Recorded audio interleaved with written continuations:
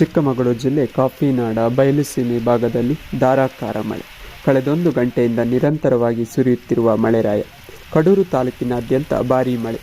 ಗುಡುಗು, ಸಿಡಿಲು, ಬಿರುಗಾಳಿ ಸಹಿತ ಮಳೆ ಅಬ್ಬರ. ಬಿಸಿಲಿನಿಂದ ಕಂಗೆಟ್ಟಿದ್ದ ಬಯಲುಸೀಮೆ ರೈತರ ಮೊಗದಲ್ಲಿ ಮಂದಹಾಸ. ತರೀಕೆರೆ, ಅಜ್ಜಂಪುರ ತಾಲೂಕಿನ ಹಲವು ಭಾಗಗಳಲ್ಲೂ ಮಳೆ. ತೆಂಗು, ಅಡಿಕೆ ಬೆಳೆಗಾರರ ಮೊಗದಲ್ಲಿ ಸಂತಸ ತಂದ ಮಳೆರಾಯ.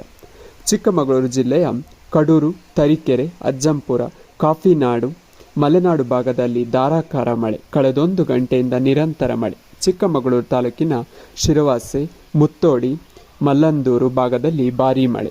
ಗುಡುಗು, ಸಿಡಿಲು, ಬಿರುಗಾಳಿ ಸಹಿತ ಭಾರೀ ಮಳೆ. ಶಿರವಾಸೆ ಗ್ರಾಮ ಪಂಚಾಯತ್ ವ್ಯಾಪ್ತಿಗೆ ಬರುವ 10 ಗ್ರಾಮಗಳಲ್ಲಿ ವಿದ್ಯುತ್ ಸಂಪರ್ಕ ಕಡಿತ. ಜನಜೀವನ ಅಸ್ತವ್ಯಸ್ತ. ಕೂಲಿ ಕಾರ್ಮಿಕರು ಪರದಾಟ. ಕಳಸ ತಾಲೂಕಿನ ಹಲವು ಭಾಗಗಳಲ್ಲಿ ಸುರಿಯುತ್ತಿರುವ ಮಳೆ. ನಿರಂತರ ಮಳೆಯಿಂದಾಗಿ ರೈತರು, ಕಾಫಿ ಬೆಳೆಗಾರರಲ್ಲಿ ಸಂತಸ. ವರದಿಗಾರರು ಗಣೇಶ್, ನ್ಯೂಸ್ ಕರ್ನಾಟಕ, ಕಳಸ.